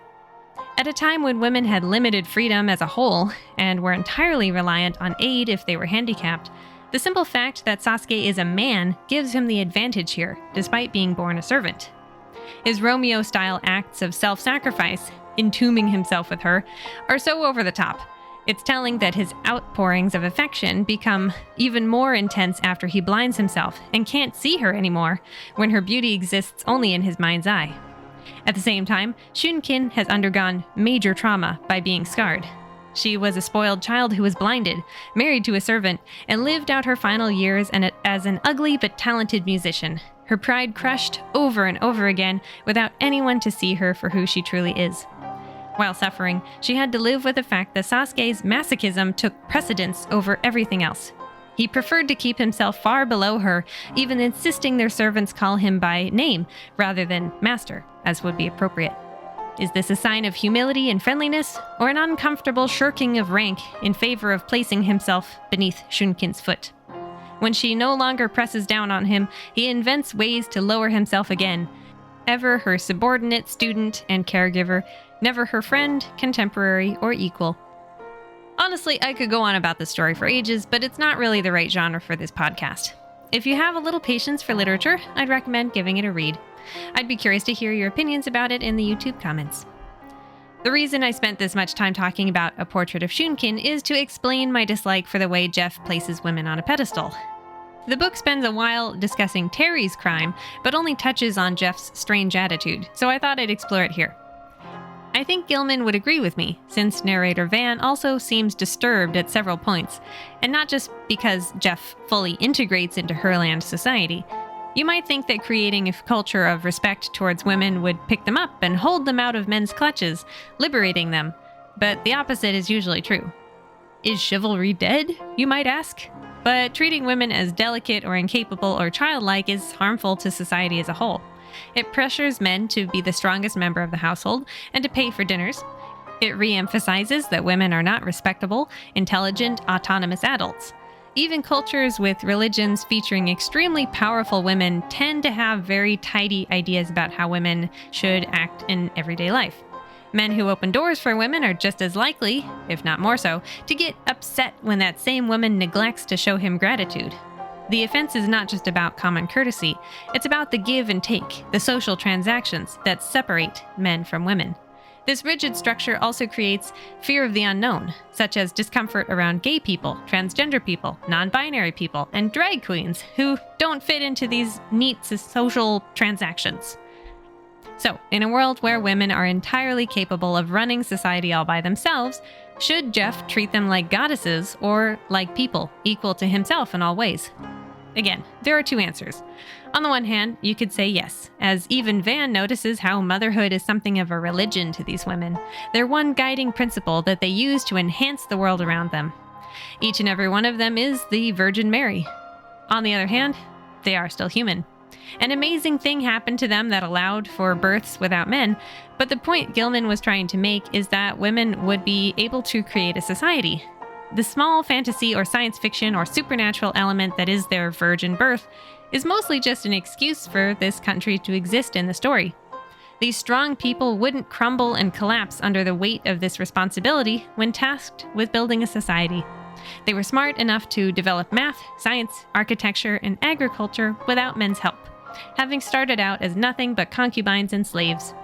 To say they are all goddesses would suggest that this is the only reason this country exists.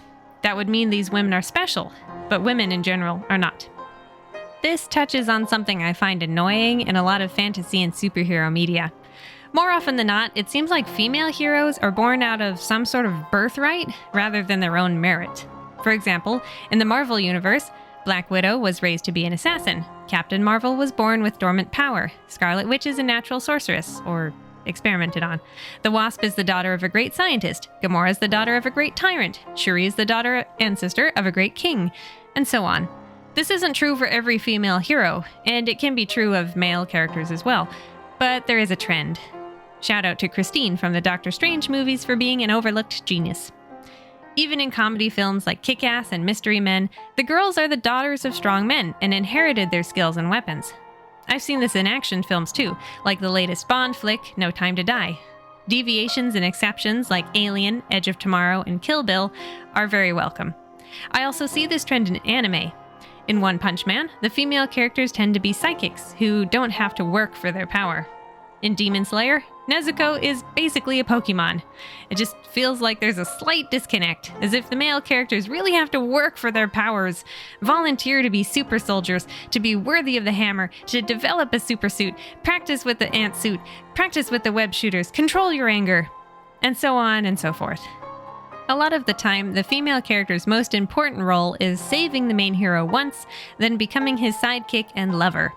I like to see female heroes who start from scratch and build their way up, like the journey Erika Chavez takes at the end of Multiverse of Madness. I know that giving a character enormous talent is supposed to be a compliment, but they're more human and relatable if they have to work hard like the boys, get punched in the face a few times, etc. I remember when I was in college that there was this video game discussion going around about how guys didn't understand why their girlfriends didn't want to play as healing characters. They thought they were trusting their girlfriends with their lives by asking them to be there as the healer, but really they weren't trusting them to fight alongside them as equals. Anyway, does Gilman's book have any real basis in reality? Is this what a world of women would look like? Like utopia? Charles Darwin himself wrote about sexual selection and how the females of a species often drive the propagation of certain traits, resulting in birds with ridiculous plumage meant to impress, not to be purely practical for survival. In many cases, the female of a species is as powerful or more so than her male counterparts.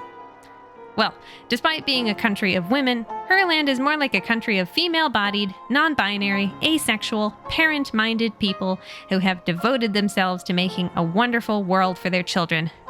I love reading about the theory of education in Chapter 9, how every child has a curriculum designed for them, how the community works together to raise children so every person can continue to work while also enjoying time with their babies. I honestly think this book is a fantastic read for new parents who want to consider how they treat their children, what opportunities they give based on sex alone.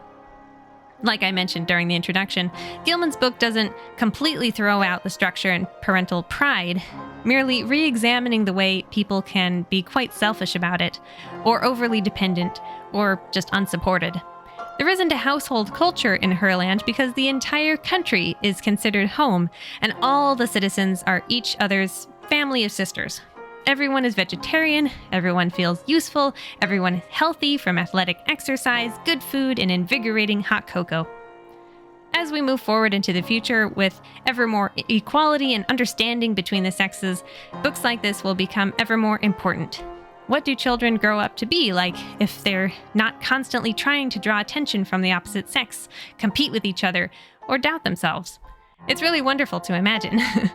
As a woman myself, I've learned to only take up a certain amount of space if I want to be taken seriously and don't want to stand out.